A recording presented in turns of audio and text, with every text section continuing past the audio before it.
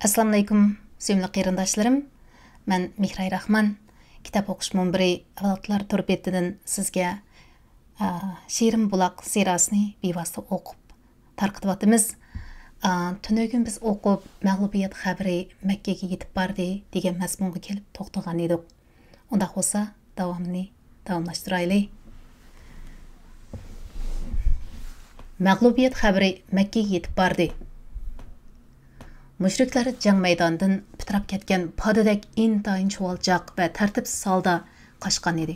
Ular cho'nqur o'ymonliq yoki tog'chiliklarga qarab, aqli hushini yo'qotgan holda jang maydonidan g'oyida to'plashib, g'oyri patparaq bo'lib janub tarafga qochdi. Ular nomusdan Makkaga qanday kirishni bilmaydi. Ibn Issoq rahimahulloh mundaq deydi: Qurayshlarning mag'lubiyat xabarini Makkaga tunji elib kirgan kishi Haysimon ibn Abdullah Xuzayi bo'ldi. U Makkaga kiribdi, kishilar yig'ilib, "Kayningdagilar qani?" deb so'rashdi. Haysimon intayin holsiragan holda, "Ular yo'q, Utba ibn Rabiya, Shayba ibn Rabiya, Abu Hakam ibn Hisham, Umayya ibn Halaflar o'ldirildi" deb Quraysh qatilaridan bir qancha kishini tilga oldi. Haysimon Quraysh qatilaridan Badrda o'ldirilganlarni paloni o'ldirildi, pistani asir ilib ketildi deb bir-birlab sanab bergil turib edi. Safvan ibn Umayya u bu chaqda Kayibning ijir tarafida o'ltiratdi. "Azbroy Xudo, bu aqlidan adishib qopdim. Uningdan meni so'rab yiqinglar" dedi. Kishilar uningdan Safvan ibn Umayya qandoq bo'ldi deb so'rab edi. Haysimon: "Ana Safvan degan avu hijrda o'ltirmamdi. Alloh bilan qasam qilmanki, men uning otasi va qarindishining o'ldirilganligini o'z ko'zim bilan ko'rdim" deb Safvonni sagitib qo'ydi. Abu Rafi raziyallohu anhu payg'ambar sallallohu alayhi vasallamning ozirgardisi mundaq degan: "Men aslida Abbos ibn Abdulmuttalibning quli, ya'ni chaqiri edim. Bizning oilaga islom xili burunla nur chashgan edi. Abbos umul fazli va men olli bir musulmon bo'lgan edik. Biroq Abbos o'zining musulmon bo'lganligini yoshirib kelib atadi. Badri urushida Abbosning qayrindishi Abul Hab urushga chiqmay Makkada qolgan edi.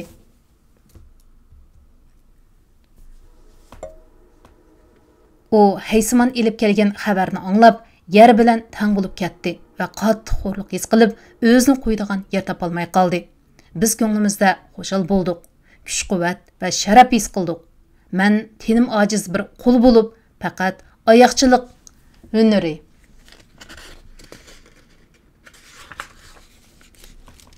bilan shug'ullandim. Men uni Zamzam buluqining yendiki bir hujrada uyub sifatlaydim. Alloh bilan qasam qilmanki, men shu kuni ashu hujrada o'z hunurim bilan mashg'ul edim. Yenimda Umul Fazli o'ltiratdi. Ikkimiz yiliqi xabar ustida paranglashib o'ltiratdik.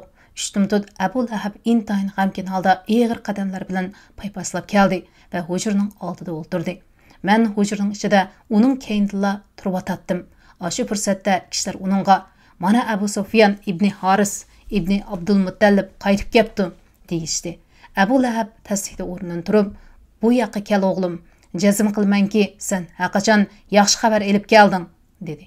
Shuning bilan Abu Sufyan ibn Haris Abu Lahabning yeniga kelib o'ltirdi. Odamlar sanjoq bo'lib atrofda o'ri turadi. Abu Lahab uningga: "Ey qarindishimning o'g'li, Abu Lahab bilan Abu Sufyanning dadasi Haris ana bir qarindoshlar edi. Shu odamlarning ahvoli qanday bo'lib ketdi? Menga aynan bir so'zlab bergina" dedi. Abu Sufyan: "Qanday bo'ladi? Biz ularga avval qo'l soldik, orqadan bo'lolmay dumbimizni tutib berdik. Ular xohlagancha chepib, xohlagancha asir qildi. Alloh bilan qasamki, men shundaqdimi gunohni hargiz o'z odamlarimizga qo'ymayman. Chunki biz osmonning qayrida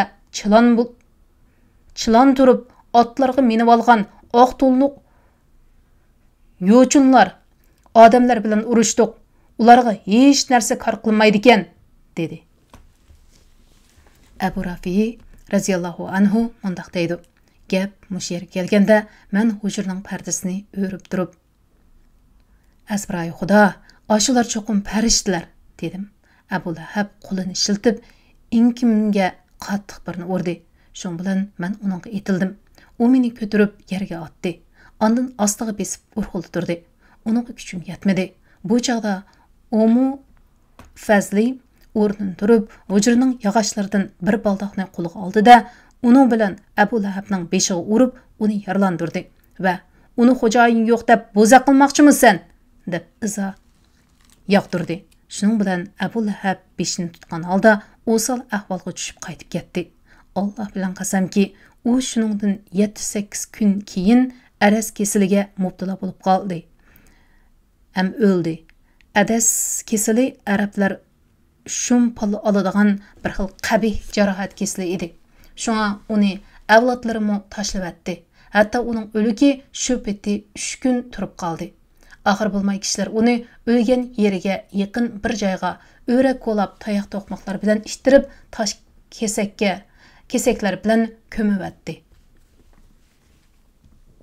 Makkaliklar Badr jang maydonidagi fojialik mag'lubiyat xabarini mana shunda xo'rliq va qayg'u alam ichida angladi va bu ish ularga intayin og'ir keldi.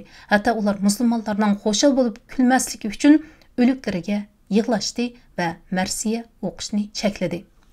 Hammadan qiziq bo'lgani shuki, Makkalik Asvad ibn Mutallib degan kishining 3 o'g'lining hammasi Badrda o'ldirilgan edi. Uning o'g'illariga yig'lab marsiya o'qib, ko'ngildagi hasratini yengiltib olg'usi keladi. Uning ustiga u ko'zi ko'r kishi edi.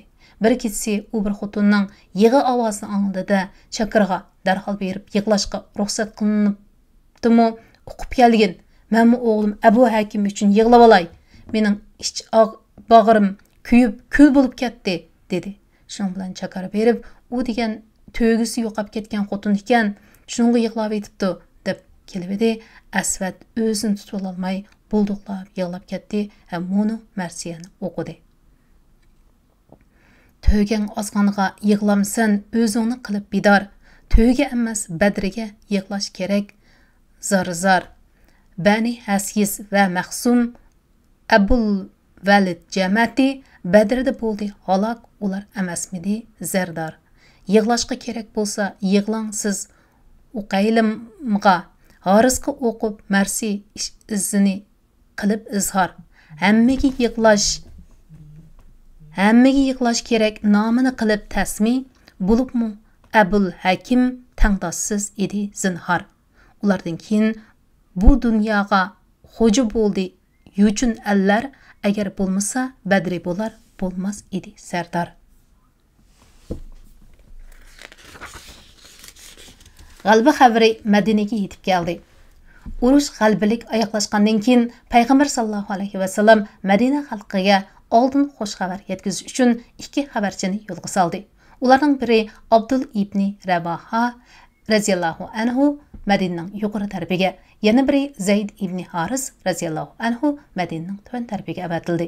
Bu 2 xabarchi Madinaga kelgicha Yahudlar va munofiqlar o'zaro eg'iz burun yalishib, fitna ig'vo tarqitib, Madinada ig'ir ansizchilik paydo qilgan edi. Hatto ular hech qanday asossizla Muhammad o'ldirilib o'tibdimish deb shum xabarni tarqatgan edi. Bir munofiq Zayd ibn Haris radhiyallohu anhuning Payg'ambar sallallohu alayhi va sallamning Fasva degan to'ygisiga menib, yiroqdan kelayotganligini ko'rib, men demadimmi, Muhammad cho'qim o'libdi. Mana avu uning biz biladigan to'ygisi. Ustida Zayd ibn Haris qo'rqinishdan nima deyarini bilolmay ruhi sunuq, beshtuvan kelayotmamdi, dedi. Ashlari yetib kelib edi. Musulmonlar ularni orqa ilib, xush xabarlarni keyin-keyindan anglashga boshladi. Anglag'anlar anglamaganlarga yetkazatdi. Oxir ularning ko'ngli tindi. Jamoat shad-xo'ramliq cho'mdi. Madina ko'chalarining hamma yerda takbir va tahsin sadosi yangradi. Madinada qolgan musulmonlarning vakillari tashkillanib, Payg'ambar sallallohu alayhi va sallamning g'alabasini tabriklash uchun Badr yo'liga qarab atlandi. Usama radhiyallohu anhu mundaq degan: Biz Rasululloh sallallohu alayhi va sallamning Osmon ibn Anfadin qizi Ruqiyani dafn qilayotganda yeriqi xush xabarni angladik. Rasululloh sallallohu alayhi va sallam meni Osmon bilan billa qizi Ruqiyaning kesliga qarashga qoldirgan edi. Musulmonlar qo'shini Madinaga qarab yo'lga chiqdi. Jang axırlaşqandan keyin Payg'ambar sallallohu alayhi va sallam Badrda 3 kun turib, 4-kuni atiganda qo'zg'almoqchi bo'lib edi. Yo'lga chiqish oldida qo'shin ichida g'animat to'g'riliq ixtilof yuz berdi. Bu ixtilof bargan sari kuchaygili turdi. Payg'ambar sallallohu alayhi va sallam qo'shinga qo'llaridagi barliq g'animatlarni umumga topshirib berishga buyruq tushirdi. Ular Payg'ambar sallallohu alayhi va sallamning deganda qildi. Ondan bu haqda vahiy nasil bo'ldi. Ubara ibn Samit raziyallohu anhu rivoyat qilgan hadisda mundaq deyilgan: Biz Payg'ambar sallallohu alayhi va sallam bilan Badr urushiga chiqdik. Ikki taraf keskin ilishdik. Oxir Alloh taolo dushmanni mag'lub qilib berdi. Bu chaqda bir bo'lik kishilar dushmanni qo'g'lab, zarba berishga kirishdi. Yana bir bo'lik kishilar dushman tashlab qochgan mol-mulklarni, o'ldirilganlarning qurol-yaroqlarini yig'ishga boshladi. Üçüncü bir turkumdagilar Rasululloh sallallohu alayhi va sallamning yenidan ayrilmay uni dushmanning tuyuqsiz hujumidan qo'g'didi. Hatto bir chaqda kash kirib, hammaylan jam bo'lib edi, g'animat olchilarni yig'ib to'plaganlar. G'animatni biz yig'ib cho'g'ladik. Uningga boshqalarning haqqi yo'q, deyishdi. Dushmanni qo'g'lab chiqib ketganlar. G'animatga biz eng haqliq, chunki dushmanni biz chekindirdik. Boshqalarning tayyorga hayya bo'lib elishi durust emas, deyishdi. Rasululloh sallallohu alayhi va sallam qo'g'dab turganlar. Biz Rasulullohni dushman tuyuqsiz qo'l silishdan ansirab bu yerda qoldik, deyishdi. Dal mushu chaqda Alloh vahiy nasil qilib: "Ey Muhammad, sahobalarning g'animatlarni qandoq taqsim qilishing to'g'riliq sendan so'rashidi. Ularga aytqinki, g'animatlar to'g'risida hukm chiqarish Allohga va uning payg'ambariga xosdir. Allohdan qo'rqinglar. Ixtilof qilishmay ittifoq bo'lib, oranglarni tuzanglar. Agar sizlar mo'min bo'lsanglar, Allohga va Allohning payg'ambariga itoat qilinglar." Qur'oni Karim sura Anfal 8-sura 1-oyat dedi. Shuning bilan Rasululloh sallallohu alayhi va sallam g'animatlarni yig'ib olib, musulmonlarni Alloh taoloning mushu ko'rsatmasi bo'yicha taqsim qilib berdi. Badrda 3 kun turgandan keyin qo'shin Madinaga qarab qo'zg'aldi. Asirlar yonda yalab biriga ilib mengildi va mushriklardan tortib olingan g'animatlarga Abdullah ibn Kayib raziyallohu anhu mas'ul bo'ldi. Payg'ambar sallallohu alayhi va sallam Badr vodiysidan chiqib, Safrai jilg'isidan o'tib, Safrai bilan Naziya o'tirsidagi tuzanglikka tushdi va bu yerda g'animatlardan 5dan birini ayirib olib, muhojirlarga bab-barabar tangshab taqsim qilib berdi.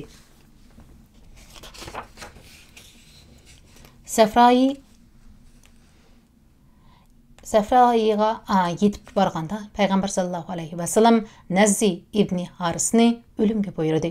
U bu qitimqi urushda mushriklar qo'shinining amaldori va Quraysh mushriklarining katibishi bo'lganning ustiga ilgari islom diniga haqorat qilgan va Payg'ambar sallallohu alayhi va sallamga intayin og'ir kulfatlarni yetkazgan va ashaddiy dushmanlik qilgan badbaxt edi. Shuning bilan uni Ali ibn Abu Talib radhiyallohu anhu elib chiqib qilich bilan chepib o'ldirdi. Ondan yo'lni davomlashtirib, irqiy Zabiya degan joyga yetib kelganda Payg'ambar sallallohu alayhi va sallam qo'shinni to'xtatib, Uqba ibn Abi Muayyatni o'limga buyurdi. Hammaga ma'lumki, oldingi boblarda tilga elib o'tganimizdek, Uqba ibn Abu Umayyatning Payg'ambar sallallohu alayhi va sallamga qilgan arziyat kulfatlari haddi hisobsiz edi. Bir kuni Payg'ambar sallallohu alayhi va sallam Kabe'da namozda sajdaga bosh qo'yganda to'gining yenlarini elib kelib, uning bo'yniga ortib qo'ygan badbaxt dal mush edi. Yana bir kuni belidagi bo'tisi bilan Payg'ambar sallallohu alayhi va sallamning gelini boqqan Abu Bakr to'sib olmagan bo'lsa, Payg'ambar sallallohu alayhi va sallamni o'ldirib atgani tas qolganmi shu mal'un edi. Payg'ambar sallallohu alayhi va sallam uni o'limga buyurib edi, uni Sabit ibn Asim raziyallohu anhu o'ldirdi. Yana bir so'zda Ali ibn Abu Talib raziyallohu anhu o'ldirgan deyiladi. Bu ikki mushrikka o'lim jazosi berish lashkariy intizom nuqtasidan ilib aytganda to'limi zo'r bo'lib qolgan edi. Chunki ular asrlar qatoridagi ikki asrlar emas, balki hozirgi zamon atalg'usi bo'yicha aytgandimi, bu qitimki urushdiki urush jinoyatchilarining eng chong qatiboshlaridan edi. Təbrik elçiləri. Peyğəmbər sallallahu alayhi və sallam Ravhaga yetib kelgəndə Mədinədən Peyğəmbər sallallahu alayhi və sallamның qələbəsini təbrikləş üçün çıxqan. Müsəlmanlarning elçilariga yo'liqdi. Ular Peyğəmbər sallallahu alayhi və sallam üçün qızğın təbrik sadalarini yangratdı. Bu çağda Salami ibn Salama degan sahaba ularga bizni nimaga tabriklaytinglar? Biz faqat jonsiz jasaddak paynakbash qeyri xotin kabi odamlar bilan elishdik xolos degan edi. Peyğəmbər sallallahu alayhi və sallam kulib soldi va ular degan to'liq qurollangan kuchli qo'shin birodar deb qo'ydi. Ömək a'zolaridan Usayd ibn Uzayr raziyallohu anhu Rasululloh Xudoga shukri u sana nusrat ato qilibdi va seni qo'shil qaytib kelishga nasib etibdi. Biz seni karvonni to'siq qilib chiqib ketdi deb o'ylabdik. Dushman bilan tutishib qolar demabdik. O'zimni olsam sening dushman bilan qurolliq elishishingni bilsam edim, hargiz ayrilib qolmaydim degan edi Peyğəmbər sallallohu alayhi və sallam. Rastaysan dedi. Ondan yo'lni davomlashtirib Madinaga safar qushgan holda kirib keldi. Bu chaqda uningdan Madina ichi va sirtidagi dushman kuchlar qo'rqib aymandigan bo'ldi. Madina aholisidan nurg'un kishilar o'zlarining musulmon bo'lganligini jakoladi. Hatto shu kuni Abdullah ibn Ubay va uning yon tayoqchalari ko'rinishda musulmon bo'lib qo'ydi. Peyğəmbər sallallohu alayhi və sallam Madinaga yetib kelgan kunning atisi asarlarni elib kelindi. Shuning bilan Peyğəmbər sallallohu alayhi və sallam ularni sahobalarga tarqitib berdi va ularga yaxshi muomala qilishni tavsiya qildi. Buning bilan sahobalar o'zi xurmo va meva-chevalarni yeb asarlarga oshnon berib boqdi. Asrlar masalasi. Peyğəmbər sallallohu alayhi və sallam Madinaga yetib kelgandan keyin sahobalarga asrlar to'g'risida maslahat soldi. Abu Bakr raziyallohu anhu mundaq dedi: "Ey Rasululloh, bular o'z tog'alarimiz, o'z qavm qarindoshlarimiz. Meningcha ulardan to'lam elib qo'yib atsakmikin? U biz uchun bir obdan mablag' bo'lib qolgudek, kuchimizni to'liqlavolgudekmiz. Bularnimi Alloh taolo hidoyat qilib yaxshi odam qilibsa ajab emas." Peyğəmbər sallallohu alayhi və sallam Umar raziyallohu anhu qarab, "Sen qanday qaraysan, ey ibn Hattab?" deb so'radi.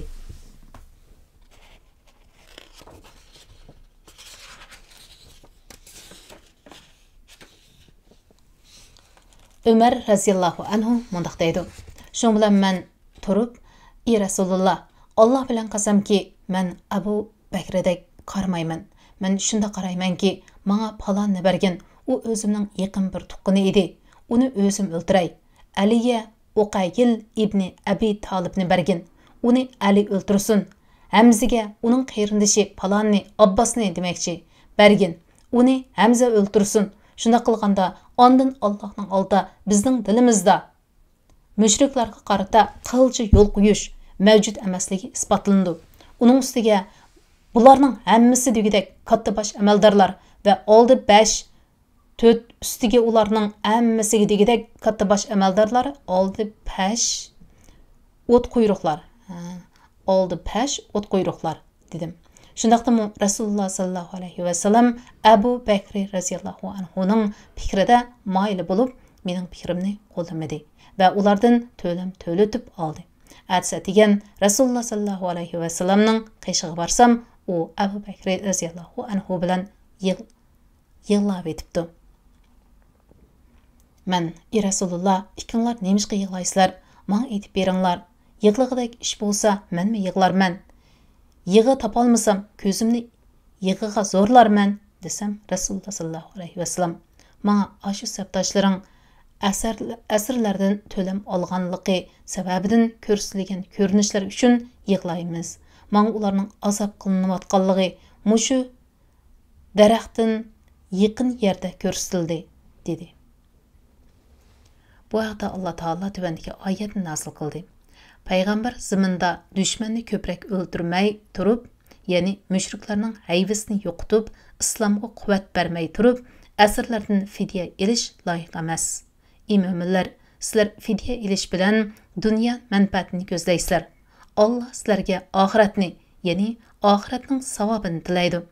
Alloh g'olibdir, hikmat bilan ish qilg'uchidir. Allohning uchuq cheklanmagan ishni qilganlarni jazolamaslik degan hukmi aslisi bo'lmasa edi, asrlardan fidya olganinglar uchun albatta zo'r azobga duchor bo'ladinglar. Qur'oni Karim sura Anfal 8-sura 67-68 oyatlar. Bu oyatda tilga ilingan Allohning hukmi aslisi Alloh taolaning ondan ularni ihson qilish yuzidan qo'yib beringlar. Qur'oni Karim sura Muhammad 47-sura 4-oyatning bir qismi degan so'zidagi hukm edi. Buningda asrlardan fidya ilishga ruxsat edi. Shunga ular azobga duchor qilinmadi, faqat tapa malomatga yo'liqdi. Chunki ular zaminda mushriklarni ko'proq o'ldirib, ularning hayvasini yerga urmay turib, mushriklarni asir qilishga kirishib ketdi. Ondan ular yana bu jinoyatchini unsurlardan fidya ilishni ravo ko'rdi. Halbuki bular faqat urush asirlarla emas, balki hozirgi zamon atalg'usi bilan aytsak, urush jinoyatchilarining katiboshlari edi. Bundaqlarni hozirgi zamon urush qonunimi qat'iy sotlaydi va jazolaydi. Bularga ko'pincha hollarda o'lim jazosi berildi yoki umrlik qamoq jazosiga hukm qilindi albatta. Demak, oxirgi kengash natijasi Abu Bakr radhiyallohu anhuning rayiga qaror topdi. Shuning bilan payg'ambar sallallohu alayhi va sallam ulardan fidya elib qo'yibdi. Fidya miqdori 4000 dirham bilan 3000 dirham oralig'ida bo'ldi. Eng tuvan bo'lganda 1000 dirham to'ladi. Makkaliklar xat yozalaydi. Shunga asrlar ichidan to'lam to'lashga iqtisod yetmaydiganlar Madinalarning bolalaridan 10 o'smirga xat yozish va o'qishni pishiq o'rgatgandan keyin qo'yib etildi. Shuning bilan birga payg'ambar sallallohu alayhi va sallam yana bir qancha asrga alohida kechirim iltifot qilib to'lamsiz qo'yib etdi. Ularning ichida Mutallib ibn Hantab, Sayfi va Uhud urushida yana asrga tushgan o'limga buyurilgan tafsilotli keyin keladi debdi. Abul Izza jumalarmi bor edi. Payg'ambar sallallohu alayhi va sallam yana kuy o'g'li Abul Asdi Zaynabning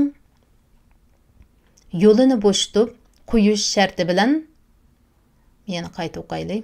Payg'ambar sallallohu alayhi va sallam yana kuy o'g'li Abul Asdin Zaynabning yo'lini bo'shatib qo'yish sharti bilan to'lamni kechirim qildi. Zaynab radhiyallohu anha erining fidya haqqini to'lash uchun ma'lum miqdorda mol mata avatgan edi. U avatgan mollar ichida to'y kuni uning onasi Xadija radhiyallohu anha bo'yniga esib qo'ygan bir tal munchoq bor edi. Payg'ambar sallallohu alayhi va sallam bu munchoqni ko'rib qattiq ichi seyrildi va sahobalardan Abul Asni fidyasiz qo'yib etishni o'tindi. Sahobalar qo'shilgandan keyin uni Zaynabni Madinaga yo'lga silib etish sharti bilan qo'yib etdi. Shuning bilan Abul As Makkaga beribla Zaynabni yo'lga silib etdi. Zaynab hijrat qilib chiqdi. Payg'ambar sallallohu alayhi va sallam Zayd ibn Haris radhiyallohu anhu bilan ansarlardan bir odamni Zaynab radhiyallohu anhaning oldiga chiqartdi. Sizlar Batni Yajab degan yerga berib Zaynabni saqlab turinglar. U Makkadan chiqsa hamroh bo'lib elib kelinglar degan edi. Ular payg'ambar sallallohu alayhi va sallamning deganda qilishdi va uni Madinaga elib keldi. Lekin Zaynab radhiyallohu anhaning safari qiyin ham mushkul bo'lgan edi. Asrlar ichida yana Qurayshlarning yetishgan notiqi Suhayl ibn Amrmu bor edi. Navbat uning kelganda Umar ibn Xattob radhiyallohu anhu: "Ey Rasululloh, menga ruxsat qilgin. Men Suhaylining ikki tishini sug'urib olay. Bu uningdan keyin ikkinchi bir so'rinda valaqlab sana til uzutib yurmasin" degan edi. Payg'ambar sallallohu alayhi va sallam bu talabga qo'shilmadi. Chunki bunda qilish musla qilganlik, ya'ni tan jazosi barkanlik bo'ladi. Bu Alloh taolaning g'azabini keltiradigan ish edi. Shu mezgillarda yana Said ibn Nu'man degan kishi Makkaga umra hajiga borgan bo'lib, Abu Sufyan uni tutqun qilib olgan edi. Abu Sufyanning bir o'g'li Umr ibn Abu Sufyan musulmonlarning qo'lida asir edi. Shunga musulmonlar uni Amr ibn Abu Sufyanga almashtirdi. Qur'oni Karimda bu qitimqi urush haqida to'xtalganligi. Shu asnoda bu qitimqi urushni cho'rigan holda sura Anfal nasil bo'ldi. Bu sura shu urushga qarata e'lon qilingan ilohiy obzor, agar shunday atash to'g'ri kelgan taqdirda deb izohat beribdi. Bo'lib, odatdagi podshoh va qo'mondonlarning g'alabidan keyin e'lon qilinadigan bayonot va obzorlardan ko'p farqlandi. Alayli Allah Taala bu bayonotida birinchi qilib musulmonlarni o'zlarini mukammallashtirishga va kamchiliklarni to'liqlashga tirishsin uchun ularning nazarini o'zlarida saqlanayotgan va hali ham sodir bo'layotgan kamchiliklarga va axloqiy masalalarga qaratdi.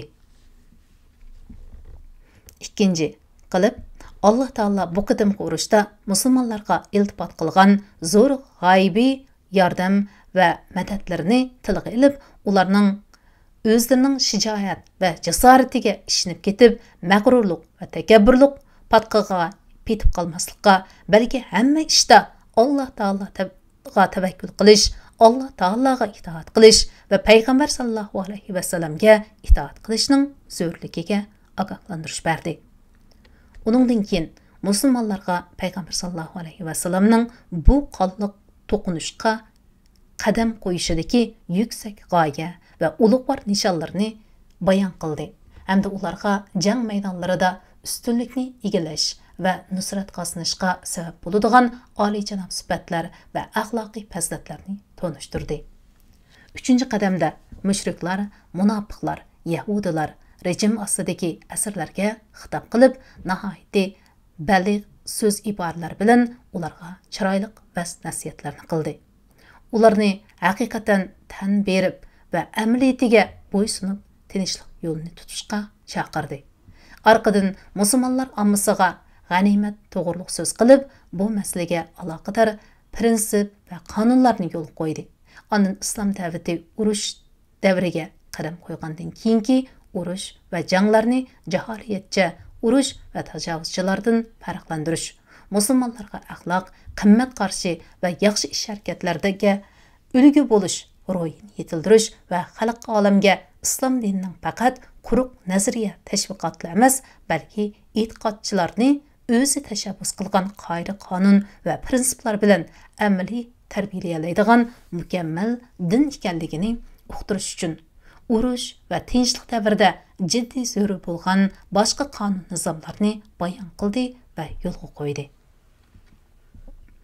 Oxirida islom davlati tavalligida yashaydigan musulmonlar bilan chegara sirtidagi musulmonlarning o'tirisini farqlantiradigan islom davlati asosiy qonunning qo'shimcha moddalarini bekitib berdi va uni e'lon qildi. Yana shu yili, ya'ni hijriyaning 2-yili Ramazon oyida ro'za tutish farz qilindi va fitri sadaqasini ado qilish belgilandi. Shundaqla boshqa farz zakotlarining o'lcham andizlarini e'lon qildi. Bu sadaqa fitni va boshqa farz zakat qatorliqlar majburiy va yerim majburiy iqtisodiy hukmlarning yo'lga qo'yilishi tijorat va kasb qilishga qurbi yetmagan nurg'un kambag'al muhojirlar va musofirlarning turmush qiyinchiligini yengillatdi. Musulmonlar tarixdagi eng ko'ngillik va qaltis xushallik baxsh etgan unutilg'usiz ishlarning biri ular Badr urushida qo'lga keltirgan g'oyat zo'r g'alabaning orqasida Shahval oyida yo'lga qo'yilgan ro'za hayit xushalliqi bo'ldi. Bu hayit Alloh tabarak va taolo musulmonlarning beshiga nusrat va izzat tojini kiydirgandan keyinla iltifot qilgan eng ma'nilik va xo'ramliq hayit oyam bo'lgan edi. Musulmonlar Alloh taoloning ularga iltifot qilgan ne'matlariga ata qilgan g'alaba nusratlariga va ularni Mo'nu oyatida yod etinglarki, o'z vaqtida sizlar Makka zaminida oz sonliq bo'lib, bo'zaq qilingan edinglar. Kishilar, ya'ni mushriklarning talon-taroj qilishidan qo'rqatdinglar. Shukr qilishinglar uchun Alloh sizlarni Madinada yerlashtirdi. Badr urushida o'z yordami bilan sizlarni kuchlantirdi. Sizlarga halol narsalar, ya'ni g'animatlarni rizq qilib berdi. Qur'oni Karim sura Anfal 8-sura 26-oyat deb alohida tilga olganligiga qattiq suyunib, uylardan tartib, takbir, tahsin sadolarini yangirtib berib, dag'dug'liq kayfiyat ichida ashu Hayit namozini ado qildi. Xushimsa, sevimli qarindoshlarim, bugungi bevosita o'qishlikni mushada to'xtay. Әділікке, Алла бұйырса, Бәдри ұрышы білін Ухуд ұрышы арлығыдaki ләшкери әрекеттер деген темден башлаймыз. Әміңларның мұшы вақт қайырлық болсын. Диққат бәргеніңлағы рахмет. Аллаға аманат.